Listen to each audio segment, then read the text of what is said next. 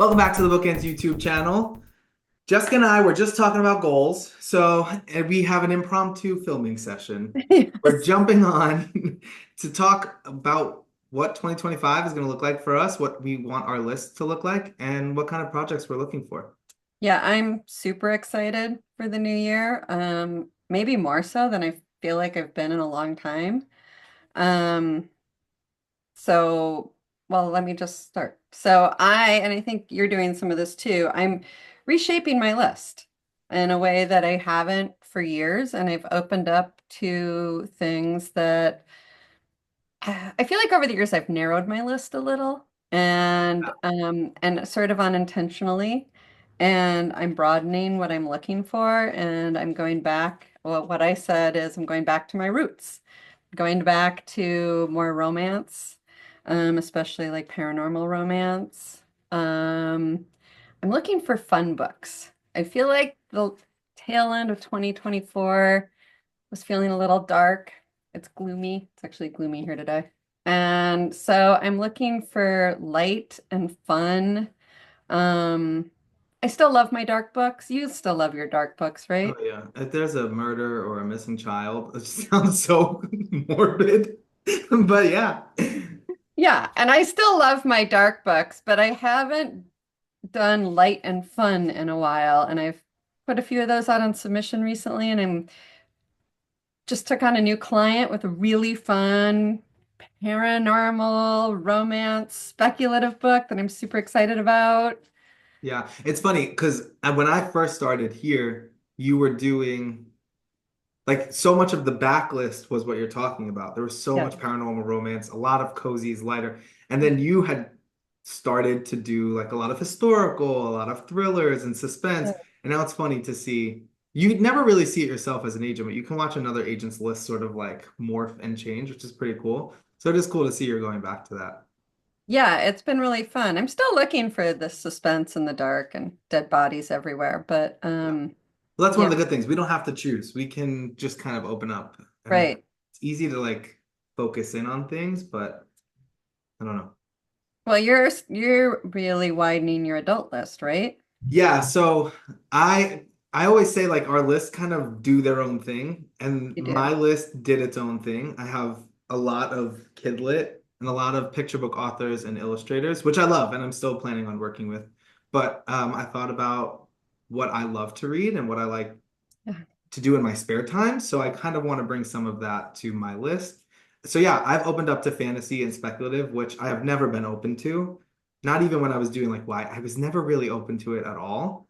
So Which funny, 'cause, like you're exploding in that area suddenly. yeah, it's been really fun. But I think I started as an assistant and it's so much longer to read and there was a lot more work that goes into it. It's So true. for me, well, for novels in general, an adult in general. So I think that's probably why my list started so much on the kidlit side because it was easier in terms of time devoted to Mhm. it. And now full time, I get to just do whatever. So yeah, I'm looking for fantasy and speculative and still the mystery and thriller and suspense, which I have always loved. But it's fun to do something different and to try something different and sell to a different editor or publisher that I've never sold to, which on the Kidlit side is not very common anymore. Right. Sound like so arrogant, but it's true. It is fun to sell to a publisher you've never cracked before. So Oh that's yeah. been, and I also think taking on a new genre or doing a new space brings back a little bit of like the love for the job that you might Mhm. kind of lose a little bit when you're just doing the same thing over and over. So that's also been really great. But Yeah. No, I'm doing a lot of that. Uh, yeah, my goals are sort of one of my values that I always talk about is joy. And I'm going into this new year where I just want joy in what I'm reading. I'm also changing up, not really changing up, but I'm back to really reading for pleasure a lot and found I've been gravitating towards these quirky kind of books. Um, and then that really does start to inform your list.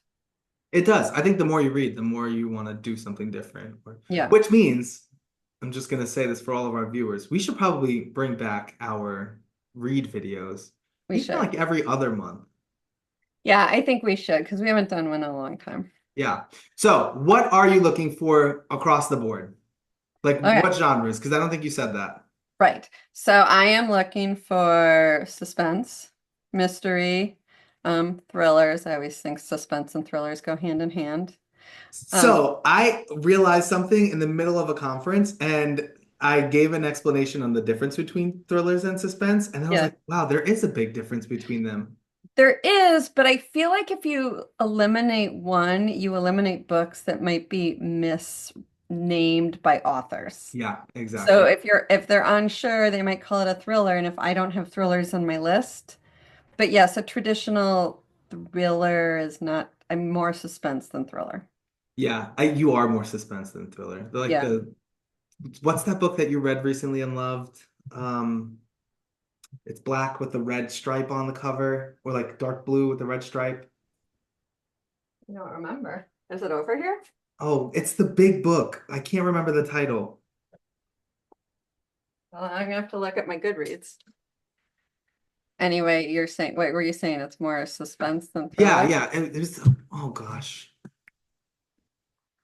Chris Whitaker, Oh, yes, the Chris Whitaker book. All Yes. Colors of the Dark. You love Yeah, that kind of like slow burn I with do. like, yeah. I do.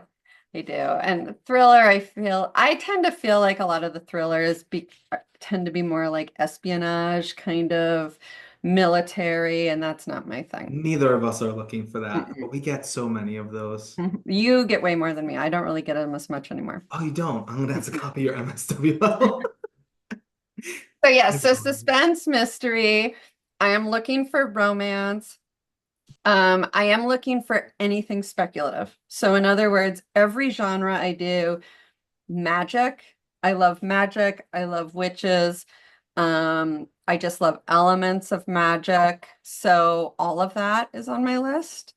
Um, what am I missing? Romance. Oh, women's fiction slash book club. I think those are two terms that are a little bit interchangeable, both on the upmarket side, but definitely also on the more commercial side, sort of those books that have that element but might have a romance in it or a mystery in it. I'm looking for. I am still looking for upmarket fiction, but I find I'm gravitating more towards upmarket fiction that fits in a genre a little bit. So upmarket suspense and upmarket book club, that kind of thing, rather than upmarket that leans literary. Yeah, things that have like genre blending to them, plot driven, which is Yes. where I think my attention span needs to be lately, is just like, I want to be flipping through the pages. Yes, and that's exactly why I've been leaning towards like I keep using the word quirky, but the quirky fun books Yeah. because I just I don't want to have to think. I've so many know that I am a rabid Minnesota Vikings fan. So I'm going to admit something here that I get so stressed out during the games that I actually can't watch them, So you even read. if we're winning. So yes, I've discovered if I can read a book during the football game, it keeps my blood pressure even. But So it books that you can't, can focus on while the they Minnesota have to be Vikings a are little winning. bit lighter and a little bit easier of a read. That's impressive. Yeah, that's what I have to do because otherwise I can't be in the room. It's Yeah. a it's an issue. Um, and I've also been thinking as I've been going through my query manager, and I think you're probably similar in this way, but one of the things that I've gotten away from maybe a little bit, you know how like you know yourself and then maybe you forget yourself, is that I am super driven by a hook or a high concept. Yeah. And even the books I buy in the store tend to be very hooky.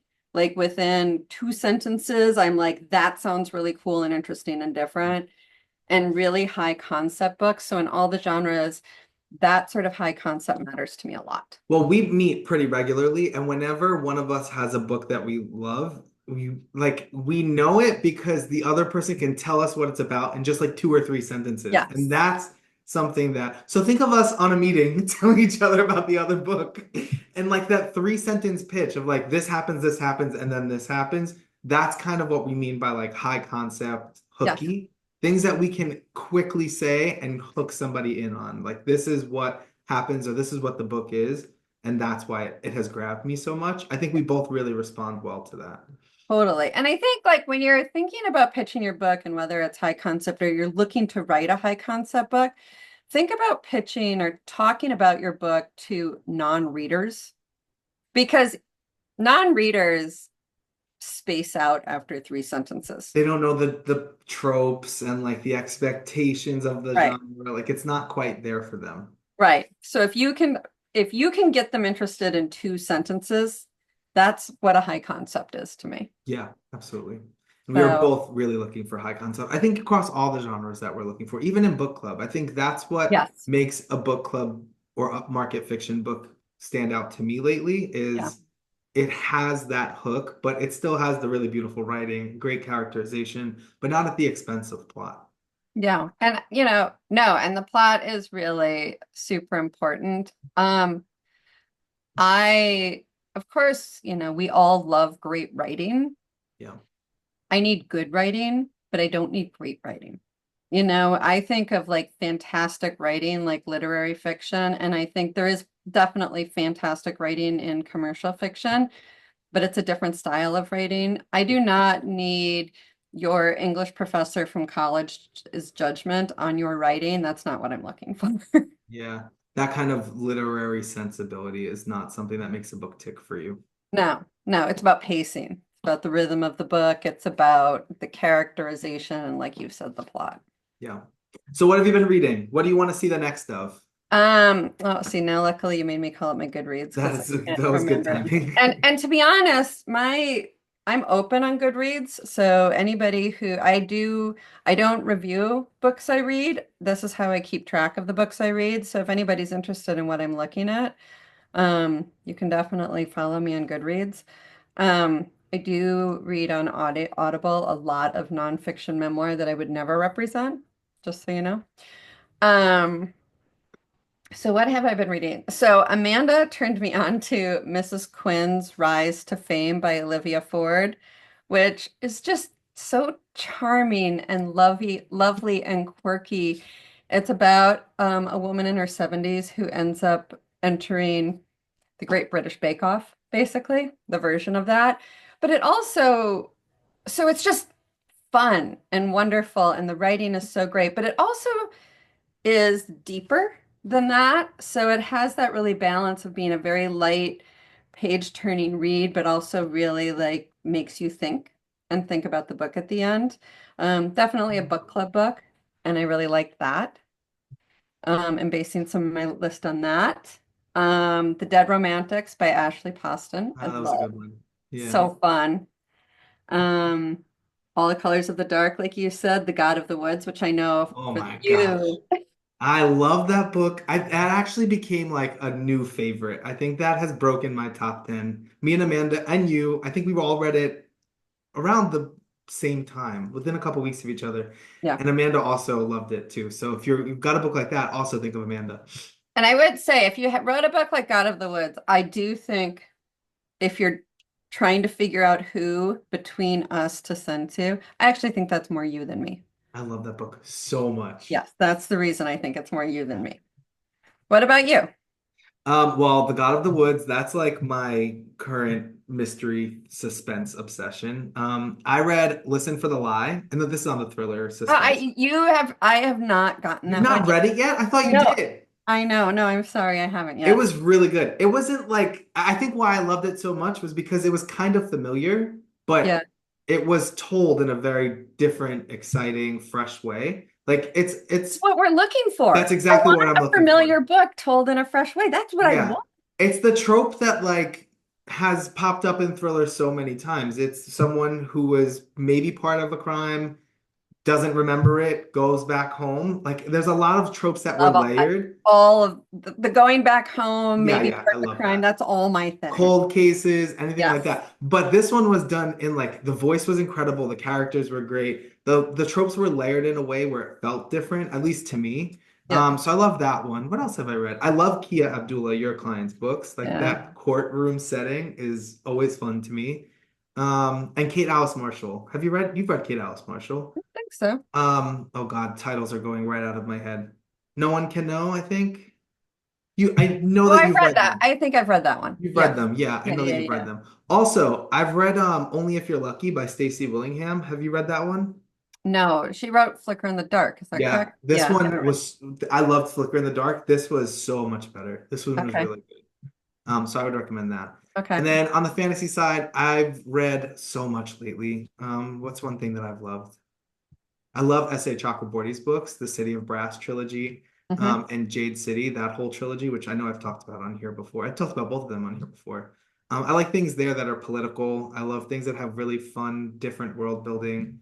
I love multi-POV, but pacing is very important to me. Like Yeah. things that, even though it's fantasy, I don't want to get bogged down in world building. Hmm. I recently tried to read the Brandon Sanderson books, and I get why everybody loves them, but for me, they were just too slow. So I need Yep. on the faster side of pacing there. And then I've always been a big reader of book club fiction. I Yeah. love things in that space. What did I read recently? Real Americans, we talked about, I think, on the channel. Yep. Yep. So good. That book was So really good. well Hmm. done. Um, and I will always bring these two books up, even though they're kind of older now, but Miracle Creek, which we both read. Yep. And I think My Sister the Serial Killer goes more book club than suspense, but it does have that genre. It's definitely more book club than suspense to Yeah, me. it has the Because genre blending there, but something in book club with that kind of genre yeah. inspiration, I think would be super fun. Because my sister, the serial killer, felt less like a suspense and more like a character, character Yeah, it was like the story. sister relationship, the cultural relationship, there was a lot of like social Yeah. messages in that book. It's so well done. But it's Yeah. older now. I It keep is, and looking it to still see. keeps coming up. It will always keep coming up. I can't tell you how many queries I get with that in my inbox. Yeah, and what's really interesting about that is when I get the queries, it's interesting to see how people interpret that as a comp because It's I do always feel like it's different. all over the It's place. always different. And Yeah. I often feel like it's not always comped right. Yes, I agree with you there. Yeah, Definitely. it's not the like rompy serial killer book that a lot of people comp it as. Yeah. No, no. Um, so you talked about your fantasy. Did we miss anything for you? No, there is something that I think we should both say, like, and really drive home. Like, what are we not a fit for? Because a lot Yeah. of my queries lately, we talked about it a little, Yeah. was like military spies, CIA. That is really not a fit for me, and I Me get either. a lot of them. So I kind of just want to tell people I'm not the right fit for those kinds of books. I'm also not the right fit for like elves and fae and things that go a little too high fantasy. I And agree. I'm not doing nonfiction. There was a time where I was, but I'm no longer doing nonfiction. But is there anything that you want to say you are not doing? I would say I'm probably not a fit for the really deep fantasy romantasy. Like it's hard for me to explain, but I think, your elves and fae is a correct interpretation. I really like sort of the magic and the creatures in our world. The one I just took on is really exciting and it's sort of a our world set, but the It does vampires sound and the really good. magic and it's all there, but it just feels very relatable and Familiar and accessible. yeah, yeah. But try me if you're not sure. I am still open to nonfiction, but very prescriptive business on a more limited um plane these days. And I'm very actively taking on new clients. I have a big goal for new Yeah. clients in 2025. I want to take on a lot. Um, I have so many really great clients, but I'm feeling like 2025 is going to be a bit of not a do-over, but I'm feeling like Reset. I did a little bit when I started the agency. Like I'm just hungry for fresh books and really fun things, and I want to experiment with some things. I have a couple brand new clients and a couple less new clients who I'm going out with some really different things Yeah. in the next year. And I'm really excited about that. So I'm open to new things, high concept, but um, things that people might think are a little different and wacky. I like to try that. Yeah. So all this to say, we are very open. We don't often do videos like this where we tell you to query us. Like we always pitch the agency, but we don't do videos where we talk about our specific Yeah. lists so much. So this is that video. Yeah. Query us, especially in 2025. We are both fairly quick on Query Manager. We want to see what you're We are writing. crazy quick. And we're almost always open. I think, sometimes I close in the summer for a month or two, but Yeah. I don't think you ever, do you I ever don't close? close. No. Yeah, Jessica does not close. It's No. impressive. And check out the website. We both just recently updated our the website, our blurbs on our website with our wish lists and some details. But I would say if you want to query us and give it a shot, just give it a shot. Yep, yep. We will always welcome a query. Yeah, So we're excited. thanks for watching. We hope to see your query in 2025, and who knows, maybe you're our next client. Sounds good. Yay.